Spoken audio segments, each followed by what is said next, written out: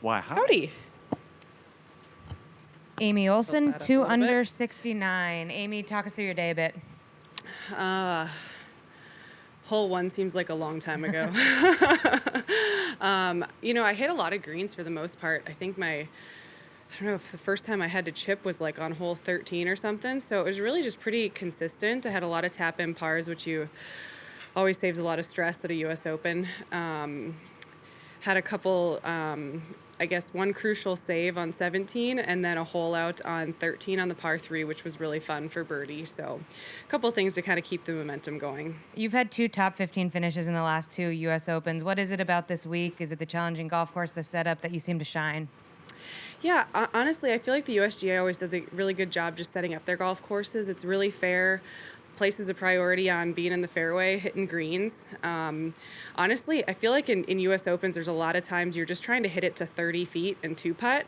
So if you're putting, is solid and you're lag putting well, you don't have to go lights out to post a good number. Steve? You're a former USGA champion. Is there at one point that you realized, hey, I'm pretty good at this? At the USGA championship? It definitely was at a USGA event. It was probably the one before I became a champion at the Girls Junior in 2008. And it was just an opportunity to kind of compare myself to the other juniors around the world. People come from all over to play the USGA events. And I think that was really kind of the first glimmer of hope that I thought my dream might come true to be able to make this a career.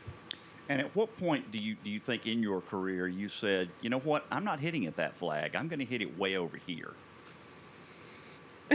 I could tell you a story about when I was 8 and I did that and I didn't have enough balls in my bag, so I hit around a pond. So maybe 8 years old. But no, I think that's just something that's learned. In college, you do fire at a lot of targets just because the greens are receptive, soft, you have wedges in. But coming out on the LPGA, I definitely had to adjust the strategy, particularly for different courses. For those that don't know pine needles as well, what is it going to take to be successful out here this week? Honestly, it's really how you kind of manage the greens. You're going to miss some greens, and when you're short-sided, you have so many different options. I've played around with a lot of do you fly it up on top with a wedge? Do you use a hybrid and kind of bump it? Do you putt it? And I think it's going to be, just being comfortable with whatever shot you pick. And the more options you have, I think the better. And then just pick the shot that you're most comfortable with. But making some of those saves will be huge. Thanks so much, Amy. Good luck tomorrow. Thank you.